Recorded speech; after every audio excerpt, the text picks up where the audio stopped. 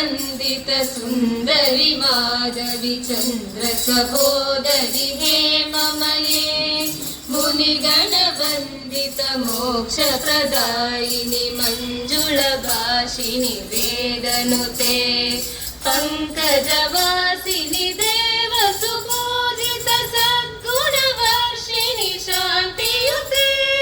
जय जय हे मधुसूदन कामिनी आदिलक्ष्मी परिपालय माम् ऐकलि कल्मषनाशिनि कामिनि वैदिकरूपिणि वेदमये क्षीरसमुद्भव मङ्गलरूपिणि मन्त्रनिवासिनि मन्त्रनुते मङ्गलदायिनि अम्बुजवासिनि देवगणाश्रित पादयुते जय जय हे मधुसूदन कामिनि धान्यलक्ष्मी परिपालय माम्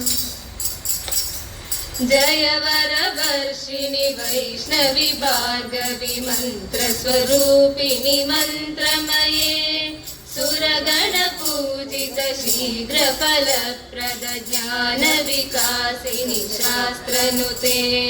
भवभयहारिणि पाप विमोचनि साधुजनाश्रित पादयुते जय जय हे मधुसूदन कामिनि धैर्यलक्ष्मी परिपालय माम् जय जय दुर्गतिनाशिनि कामिनि सर्वफलप्रद शास्त्रमये रथ गज तुरग पदादि समावृत परिजन मण्डित लोकनुते हरिहर ब्रह्म सुपूजित सेवित ताप निवारिणि पादयुते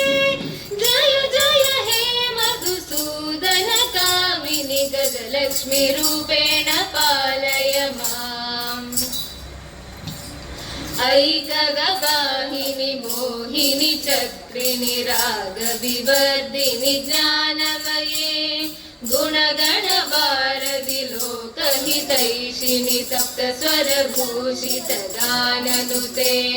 सकल सरासुर देव मुनीश्वर मानव वन्दित पादयुते